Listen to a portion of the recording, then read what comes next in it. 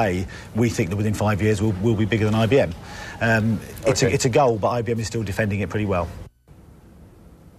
Brian Glick there of Computing Magazine. Well, up next on World Business Today, you may not have heard of it, but some say Bilderberg is secretly trying to take over the world.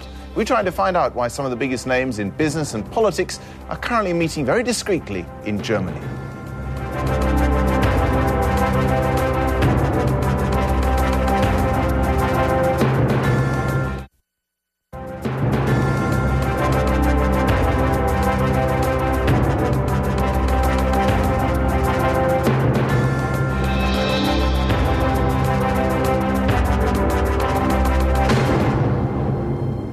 Conspiracy or cozy talking shop? The Bilderberg Group is meeting in South Germany this week, at least according to the Financial Times, which says a group of powerful men and women will debate the future of the world.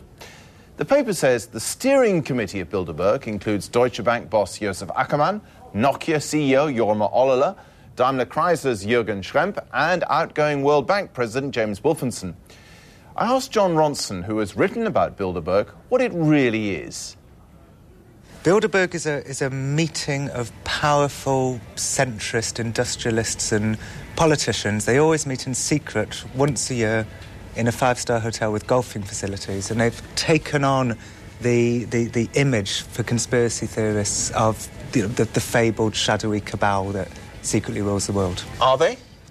Well, yes and no. I mean, they're a bunch of powerful people. They meet in secret. They say we meet in private, which isn't quite the same thing, is it? It's not quite the same thing. I do think that, by and large, many members of the Bilderberg Group actually see themselves in much the same way as the conspiracy theorists see them, as this shadowy cabal out to, if not to rule the world, but to influence world events. What would they see as their purpose then? I mean, presumably it's a good get-together of powerful people. They don't often get a chance to meet away from the glare of the press. One could understand why they might want to have a private chat. Yeah, and that's certainly got something to do with it.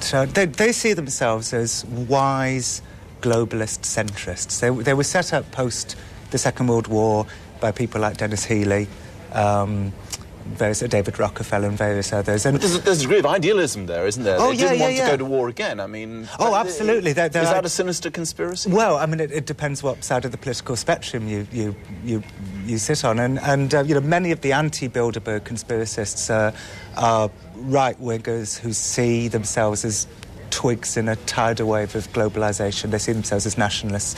And they think the idea of a world government, which is what Bilderberg is into, by and large, the idea of a one-world community, a new world order. They see that as They see themselves as a government as opposed to a group of world leaders or people with influence at a global level who are talking about global issues, do they? They see themselves as headhunters. They'll get an up-and-coming politician who they think may be president or prime minister one day, and as globalist industrialist leaders who believe that politics shouldn't be in the hands of the politicians, they try and influence them with wise words in the corridors outside the sessions. Should they be more open? I mean, should they come and sit here and do an interview with me and explain what they're doing, or talk after their meeting about what they've decided, even if they don't invite us along as journalists beforehand or during? Well, Bilderberg's secrecy, I think, harks back specifically to Henry Kissinger, who, in quite a silly way, I think, loves the idea of being this shadowy, secret figure. And it was Kissinger, as a founder member of Bilderberg,